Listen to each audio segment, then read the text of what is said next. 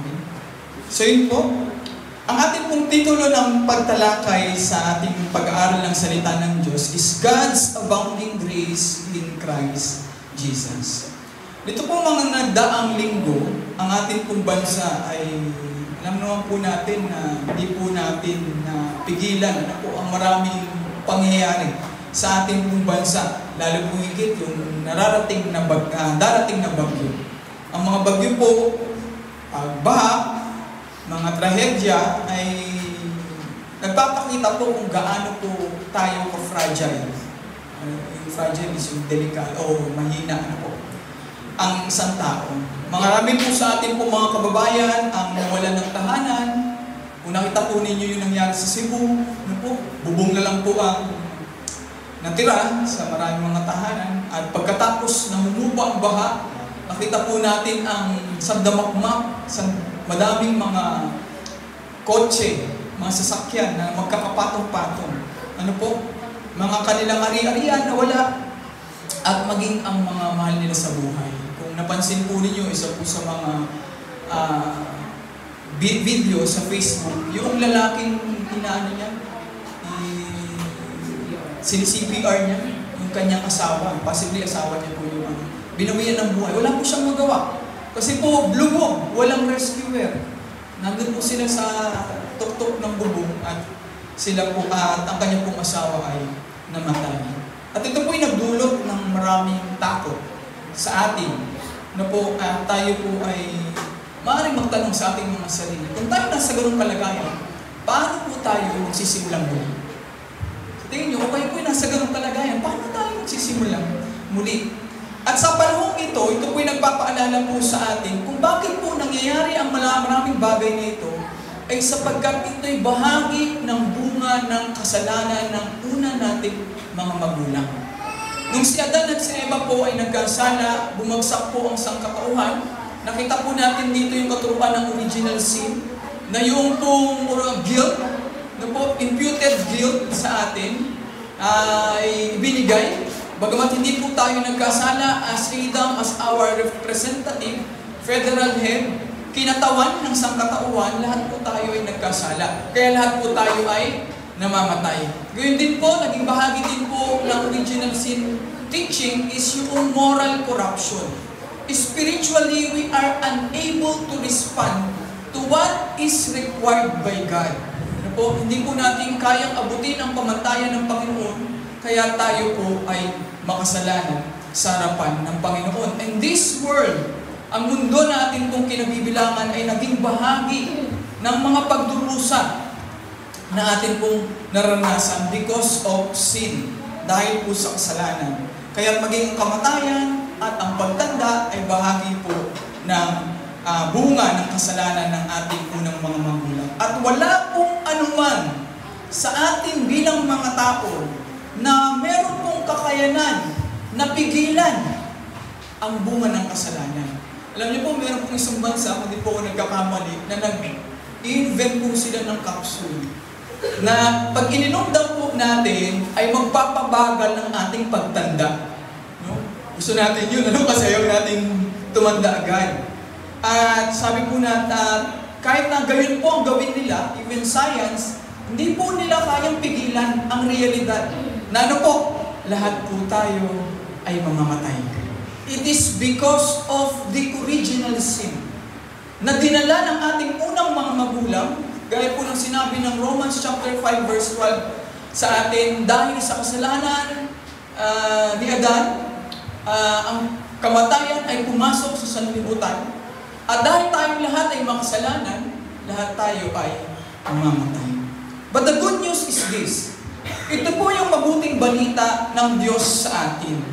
If to Adam, nagdulot po ng kamatayan, but to Christ, ito po ay nagdulot sa atin ng buhay na walang hanggan. Ito po yung sinasabi sa atin ng salita ng Diyos na abot-abot na biyaya na kaloob ng Diyos sa atin sa pamamagitan ng ating Panginoong Jesucristo. Kaya sa pamamagitan po ng ating Panginoon, ito po ay nagdulot sa atin ng pagpapatawad sa ating mga kasalanan, ng katwiran Na sa harapan ng Diyos, kahit tayo yung mga makasalanan, dahil kay Kristo, tayo po ay naging matuwid sa Kanyang harapan. At higit sa lahat ay buhay na walang hanggan na kaloob ng Panginoon. Na kahit tayo po ay mawala na sa mundong ito, tayo po ay mamatay, at tayo po ay kunin na ng Panginoon, alam po natin magpapatuloy ang buhay. Hindi po doon sa kapahamakan, kundi doon po sa buhay ng kaluwalhatian sa piling ng ating Diyos sa pamamagitan ng ating Panginoong Jesucristo. Kaya ito po yung sinasabi sa atin ni Apostol Pablo sa Romans chapter 5 verse 12 to 21 kung paano po ibinigay sa atin ng Diyos ang Kanyang nag-uumapaw na biyaya. Ito po ay libreng kaloob ng Diyos sa atin. Hindi po sa pamamagitan ng kasalanan ni Adan na nagdulot ng kaparusahan, kundi sa pamamagitan po ng ating Panginoong Jesucristo nang namatay siya sa krus ng Kalbaryo upang ito po'y magbunga ng buhay sa lahat ng mga sumasampalataya sa Kanya. Today, as we look doon po sa talata na atin pong pag-aaralan, makikita po natin ang nag-uumapaw na biyaya ng Diyos sa atin. There are 3 Greeks na maaari po natin tingnan doon sa talata na atin pong pinag-aaralan. Unang-una po is gift of justification.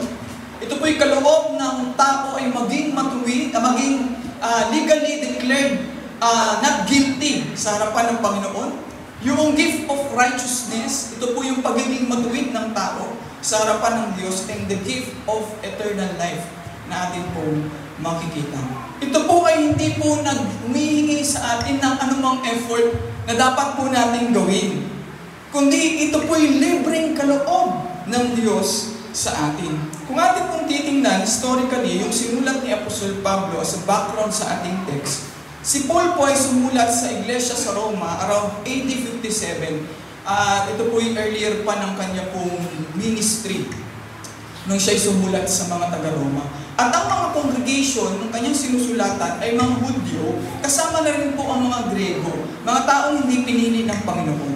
Ang unang bahagi ng Romans, mula chapter 1 hanggang chapter 3, ay nagpapakita po sa atin yung nang tinatawag po nating universal guilt.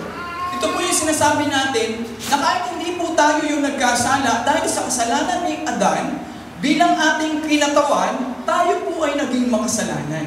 Naging guilty rin po tayo dun sa kasalanan ng ating unang mga magulang. Yan po yung tinatawag nating imputed guilt na pinatunayan sapagkat lahat po tayo ay namamatay. Then, ipinakita po ni Apostol Pablo sa atin, maliban doon sa guilt, is lahat po ng tao, Hudyo man o Grego, lahat po tayo ay makasalanan na nangangailangan ng pagpapatawad sa harapan ng Panginoon. Kaya kung titingnan po natin ang chapter 4, chapter 5, and chapter 6, dito ay pinapakita po sa atin kung paano pinapaging matuwid ng Diyos ang isang tao sa Kanyang harapan. So dyan po pumapasok yung tinatawag po natin justification. Yung pagpapaging matuwid, pagpapawalang sala. Pagpapawalang sala ng Diyos sa tao. Kaya yung kung atin pong titingnan yung summary ng dalawang Adan mula po kay Adam, the natural Adam na nilikha po mula sa lupa. The first Adam, na siya po ay nagkasala dahil sa kanyang di pagsunod, ito po ay nagbunga sa atin ng pagpaparusa, kaya po naghari ang kamatayan. Gayon naman, kaya sa ating Panginoong Jesucristo, yung tinatawag po nating second Adam, the last Adam, ay siya po ay naparito para po tubusin ang sangkatauhan mula po sa kanyang kasalanan. Siya po ay naging masunurin hanggang kamatayan. Nagdulot po ito ng pagpapawalang sala sa marami, kaya tayo po ay naging matuwid sa harapan ng Panginoon.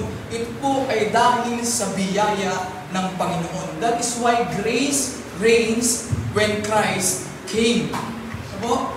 Grace reigns when Christ came.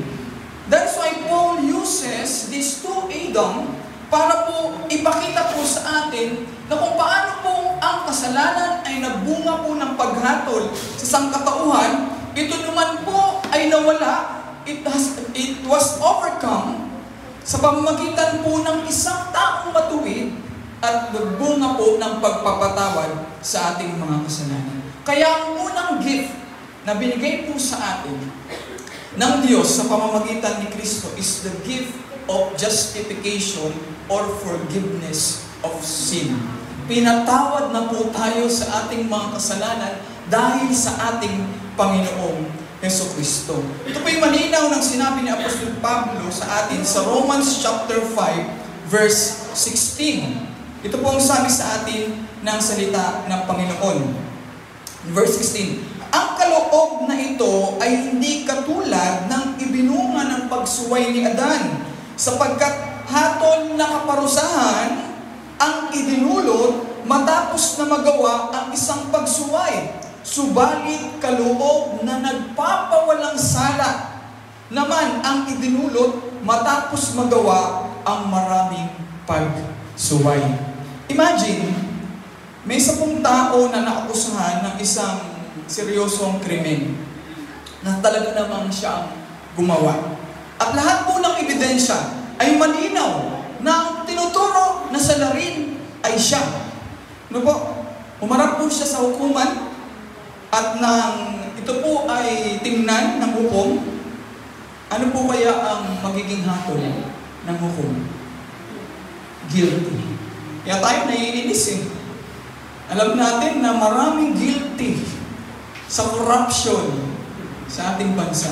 Pero walang mahatulan. No? Walang may nirekomenda, pero nakatitiyak kaya tayo sila na sila ay mahatulan dahil sa kanilang corruption na ginawa. Pero, kung yung hukom, matapos na makita na ang lahat ng ebidensya ay para sa kanya, dahil nagpapatunay na siya ang gumawa, pero ang sabihin ng hukom, pinatawad ka na sa iyong nagawa. Yung mga ginawa mo, wala yan, buburahin natin yan. Malaya ka nang makalabas o makaalis. Ano mararamdaman niyo? Naku, maiinis po tayo. Magagalit po tayo. Hindi naman sinuhulan. Maaaring din sa natin, sa kuman natin, alam natin na nasusuhulan. Pero doon sa kinukwento ko po, hindi naman nasumulan at hindi naman napatunayang inosente, pero yung hukom, sinabihang siya ay malaya na. Pinatawad ka na sa iyong mga kasalanan. That is what God did to each one of us. Ano? Tayo po ay makasalanan sa harapan ng Panginoon. And yet, because of Christ, siya po yung nagbigay ng kanyang buhay, siya po yung nagdusa para sa kasalanan, sa ikapagpapatawad ng ating mga kasalanan. Tayo po, kapag humarap sa Panginoon, sa pagiging makasalanan, we stood guilty. We are guilty. First, sabi nga natin, the original sin, yung imputed na kasalanan na guilt na binigay sa atin, sa ating unang mga magulang, sa pamagitan ng ating mga magulang, na minana natin yung corruption, at maging sa ating mga ginagawa, sa puso, sa isip, sa ating mga kinikilos, alam po natin na we are guilty of sin against God. We are violating the law of God. We are transgressing the law. Tayo pong lahat ay sumusuway sa kalooban ng Panginoon. And even if we check our heart, sabi nga nila, Pastor, paano mo malalaman na talagang ako'y makasalanan? Check the motive of one's heart. It is selfish. It is not God-centered. It is centered to man. Nakasentro yan sa mga gusto natin. Nakasentro yan sa gusto nating mangyari. Hindi natin sinisentro sa kalooban ng Panginoon at sa kagustuhan ng Panginoon. That is why, kapag sinabi natin justification, sa iba nga po namin paraphrasing ang sinasabi po natin, just as if I have not sinned. Just as if I have not committed any sin. Sa harapan ng Diyos, sa pamamagitan ni Kristo, yun yung tinatawag po nating double imputation sa aming pong pag-aaral. Ano po yung double imputation? Yung imputation, yung sin ni Adam, na naipasa sa atin, but our sin, pinasa natin kay Kristo. Sapagkat si Kristo ang umako ng ating mga kasalanan. Siya yung namatay sa krus ng Kalbaryo para tayo po ay tubusin sa ating mga kasalanan. Kaya sa harapan ng Panginoon, sa pamamagitan ni Kristo Jesus, tayo po mga kapatid ay napatawad na. If you are in Christ, you are forgiven. Ikaw ay pinatawad na. Kaya po, sabi ni Paul, before he mentioned those words sa mga talata na atin po binabasa, in chapter 5 verse 1, therefore, since we have been justified by faith, we have peace with God through our Lord Jesus Christ. Tayo po ay may kapayapaan na. Kaya pala pag sinasabi ng mga taong iyan na nagpapahayag ng ibang milyon, minsan parang pakiramdam natin ang yayabang nila na sila ay tila ligtas na. Bakit po? Kasi sinasabi po sa atin ng salita ng Diyos na tayong na kay Kristo, mga taong sumampalataya sa Panginoong Jesucristo, ay pinatawad na sa ating mga kasalanan. Kaya tayo ay may kapayapaan na sa ating mga puso. Kaya pag may mga nakakausap, hindi kayo natatakot sa kamatayan. The thought of dying is painful. Ano mo, pag naisip natin na mamamatay tayo, talaga namang minsan nakakaramdam tayo ng takot. But there's peace. May kapayapaan sa taong na kay Kristo. Kasi tayo ay mga pinatawad na sa ating mga kasalanan. It means, legally, sa harapan ng hukuman ng Diyos, ano po? We are declared not guilty. We are no longer guilty in the presence of God. Paano nangyari yung pastor? Kung pag umarap sa Panginoon, ako ay makasalanan, natitingnan ng Panginoon in my natural man, in my natural being. Alam niyo po kung paano nangyari yun? Sapagkat si Kristo, yung katwiran ni Kristo ay napasa atin. That is our second point natin pong pagtalakay mamaya. Even the Reformed Confession, marami po sa mga Reformed Confession ang nagsasabi that those who God effectually calls, yung mga tinawag ng Panginoon, yung mga pinili ng Panginoon, they are freely justified. Not by infusing righteousness, but by imputing Christ's righteousness to them. Ibig sabihin po, sa harapan ng hukuman ng Diyos, ang sangmananampalataya, hindi naman po siya naging matuwid dahil credit to Him. Kasi hindi namuhay siya ng matuwid sa harapan ng Diyos. Hindi po. But credit to Christ. Yun po yung ibig sabihin sa atin ng legal. Kasi si Kristo ang nagbayad ng ating mga kasalanan. In fact, tayo po ay hindi natin kayang bayaran ang ating mga kasalanan. Can you? Kaya po ba natin bayaran ang ating mga kasalanan? Hindi. Anong paraan? Sabi nila, magsisimba lang. Mananalangin. Tutulong sa kapwa, baka mabayaran ko ang aking mga kasalanan. Kaya lang kinabukasan, nagkasala ka ulit. Diba?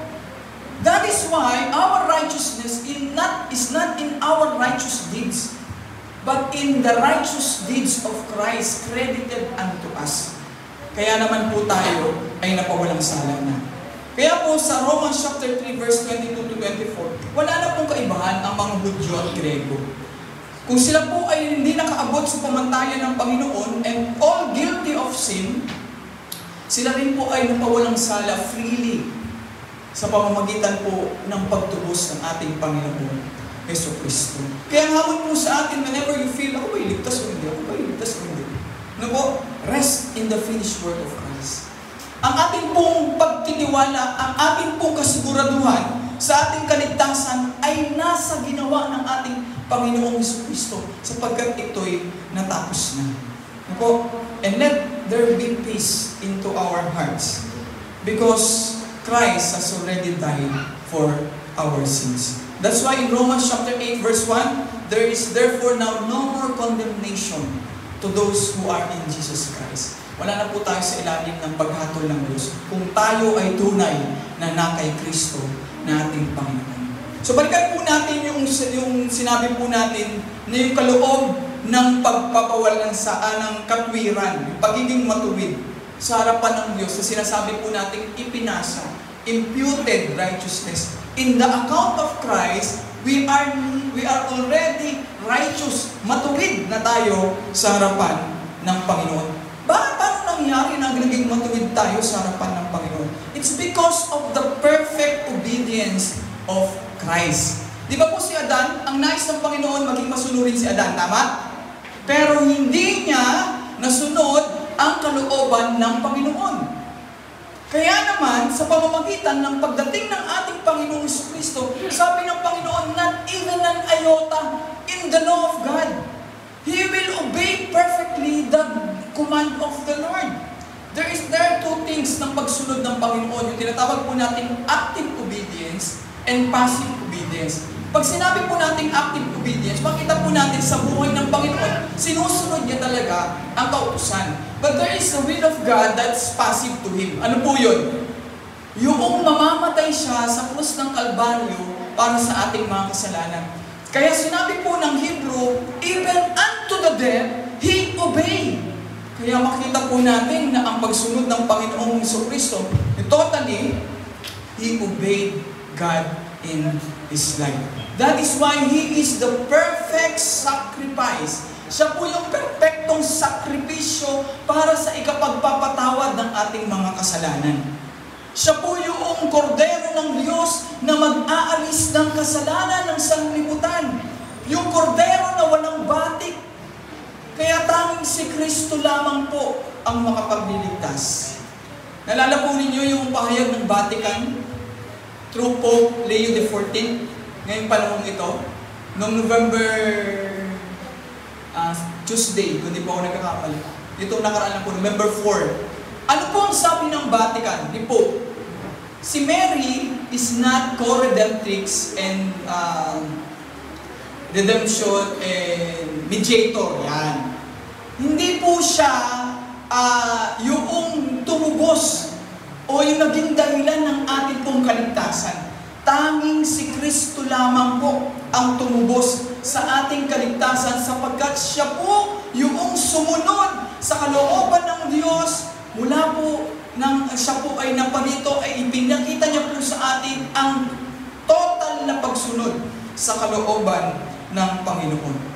Kaya naman po ang lahat ng mga sumasampalataya sa Panginoon ay naging matuwid sa harapan ng Diyos sapagkat ipinasa sa atin, ibinigay sa atin ni Kristo ang kanyang katwiran. Kaya kapag umarap tayo sa Panginoon, sa Diyos, sa araw ng paghukom, tayo po ay pinatawad na, nilinis na sa pamamagitan ng ating Panginoong Jesucristo. In fact, yung pong ating pagiging matuwid ay tinatawag po nilang extras nos. Ano po yun? Alien righteousness. Hindi talaga sa'yo. Ibinigay lang sa'yo yung pong pagiging matuwid.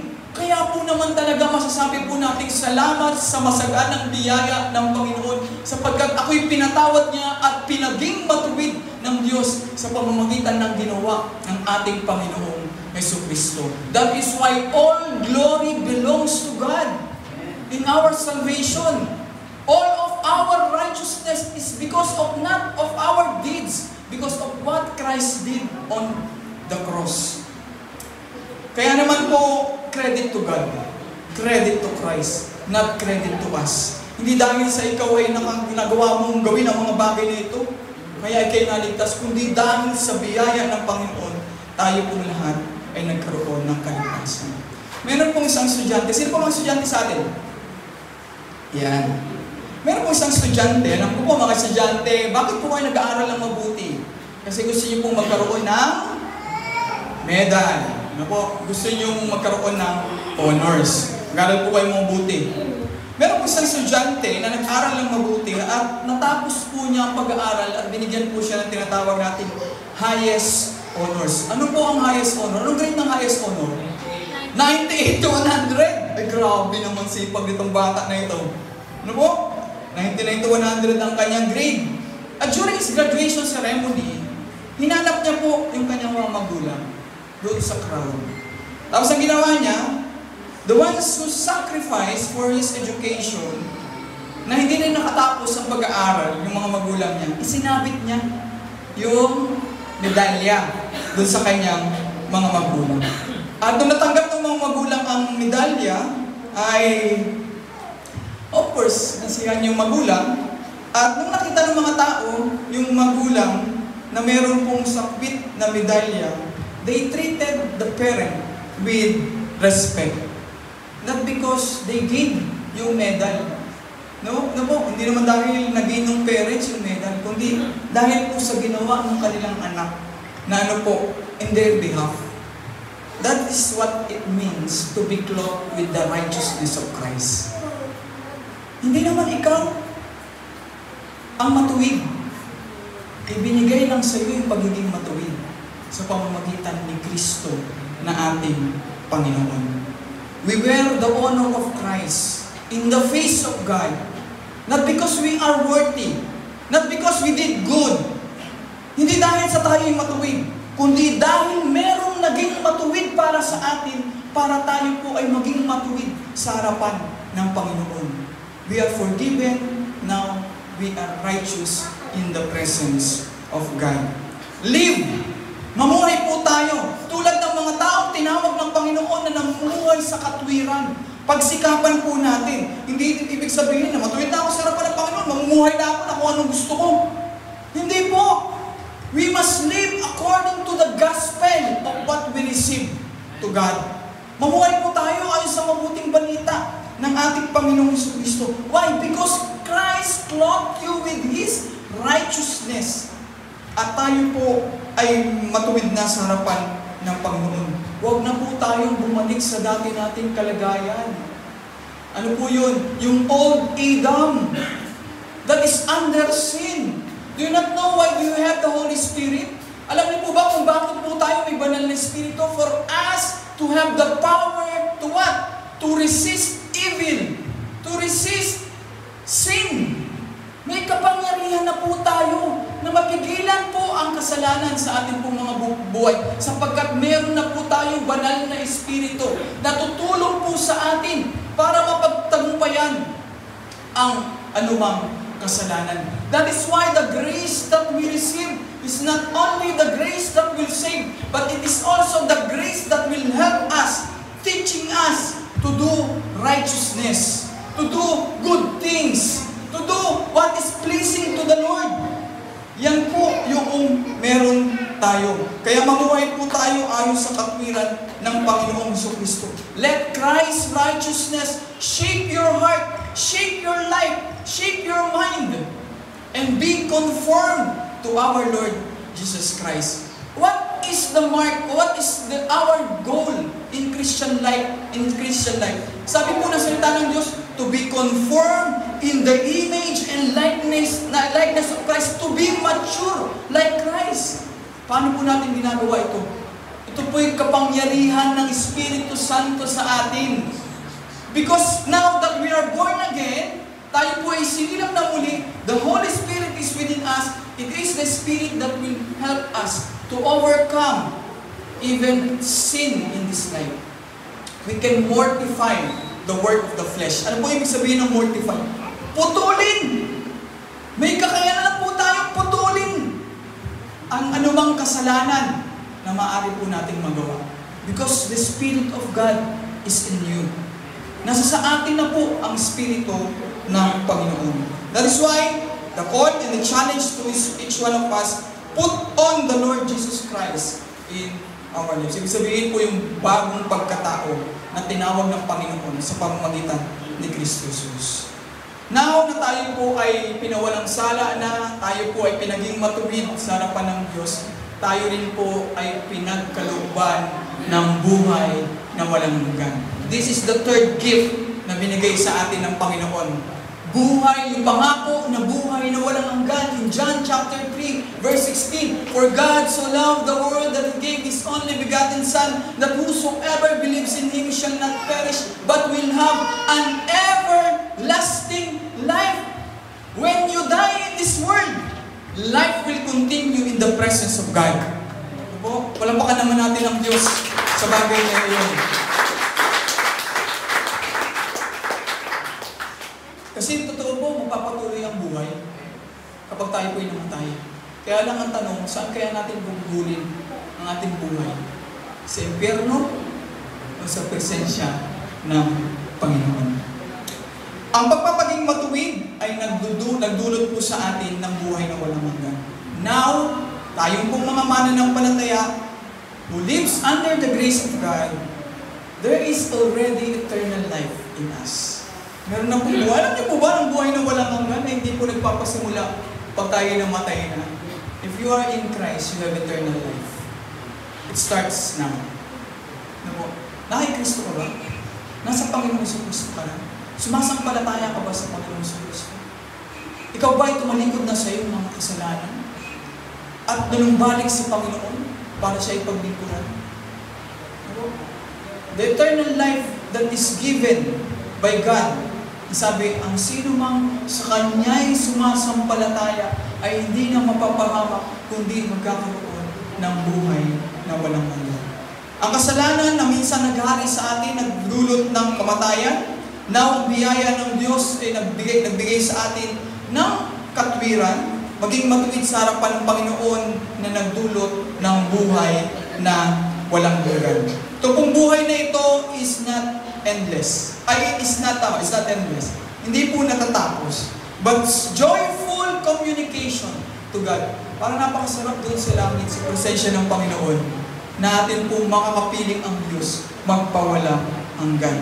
Sapagkat may pangako ang Diyos sa atin, na makakapiling natin siya sa ating kaligayahan, sa Kanyang kaligayahan, kasama ang ating Panginoon.